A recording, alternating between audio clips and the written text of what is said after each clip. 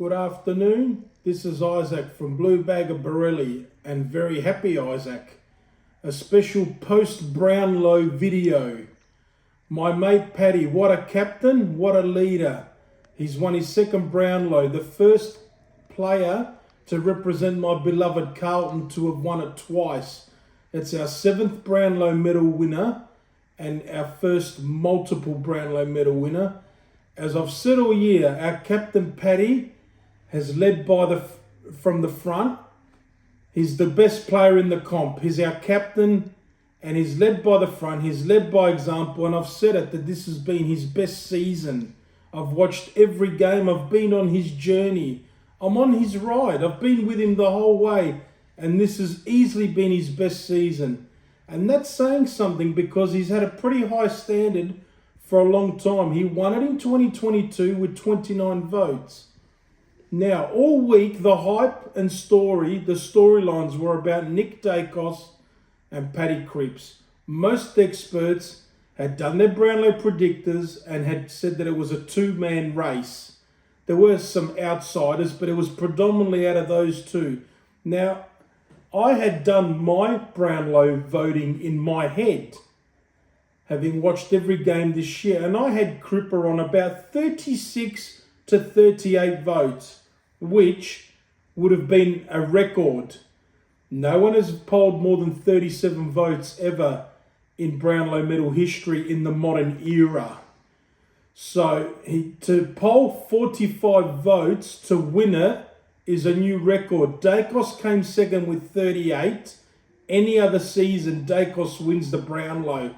But such has been the dominance of Patrick this year, the Carlton finally get one over Collingwood this season. Earlier this year, Daicos' father in the grandstand at the MCG gave us the bird and told us to get effed when they bet us. In the last 30 seconds of that game, when the scores were level and the ball was hemmed in our D50, we couldn't keep the ball locked in to secure a draw. Daicos roves the ball, kicks a goal, game over, once again heartbreak, once again cardiac, and then to rub salt into the wounds, Daicos' father gives everyone the F-bomb and the bird. Well, you know what? I laughed today and I give it back to you. How does it feel? How does it taste? How does it taste, Nick Daicos' father? Anyway, 45 votes in the end, 12 best on grounds, 4 runners up, or you could say second best on ground, 2 votes, and 1 third place, 1 vote. He polled in 17 games and polled in 5 games where we lost. Now, there was only one game that I believe Paddy Cripps should not have gotten votes. Every other game that he polled votes, I was pretty much there or thereabouts. One game, round 13 against the drug cheats against Essendon. I watched that game. We won the game.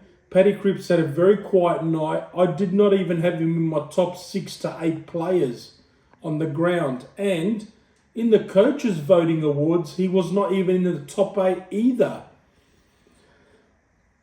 But there you go. That was the only game I believe that he should not have got votes, and he did. Now, when you're getting 2 votes for a game that you're nowhere near it, you know that it's your night. So, a shout out to my captain. He is my captain. I will be with you to the end. This is for you, Patrick Cripps. Paddy Cripps, Paddy Cripps, Paddy Cripps. Patrick Cripps, whisper words of greatness. Patrick Cripps. Da, da, da, da, da, da, da, da, da. So, a great year for Patrick personally. He will win his 5th John Coleman medal, which will be an equal tie with the great Johnny Nichols. Will he win a 6th next year or the year after? At the age of 29, the great man has plenty left in the tank. When he won it 2 years ago, he won it with 29 votes. So, let's just quickly go through the history of Brownlow medal winners for the Navy Blues. 1947, Bert Deacon was our first winner. In 1961, John James was our second winner.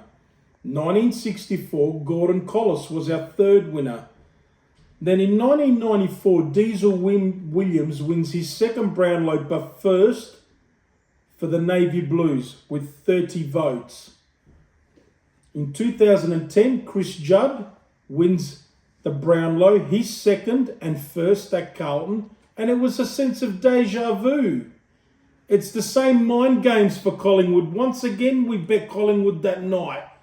Judd wins the Brownlow in 2010 and Dane Swan comes second. Eddie Maguire's face went so red in that last game when Juddy got that one vote to take Charlie home. Maguire and Collingwood thought that it was their medal in 2010, but it was Judd who pipped him over the line.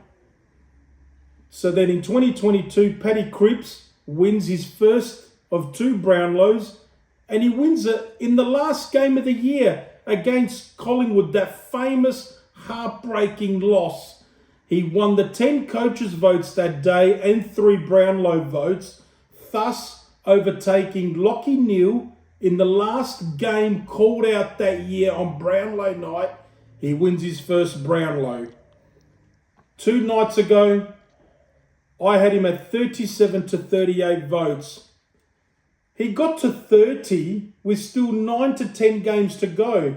As I was doing my predictor, I had to then reschedule my predictions. I thought this guy might be going for 43 to 44 votes. In the end, 45 votes. What a captain. Paddy Cripps, a dual Brownlow medalist, but next year we need a different medal that we are chasing. It's all about the race to 17.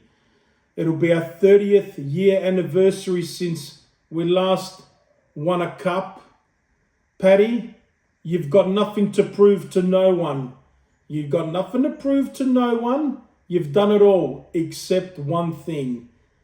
Can your team help you get to the grand final?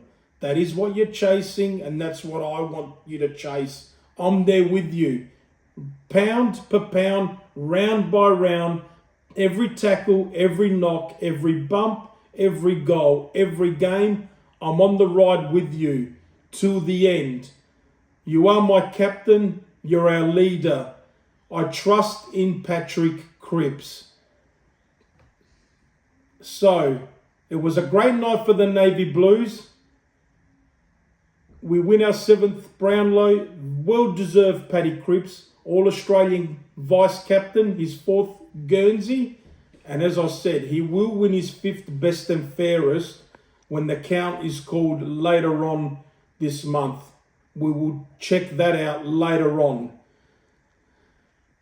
This is Isaac from Blue Bag of Borelli, my place to talk about football and my beloved Carlton. Leave your comments down below. Who do you think was the best player this year? I'm interested to hear everyone's thoughts. And I'll catch you on my next video. Win, lose or draw, I love my club.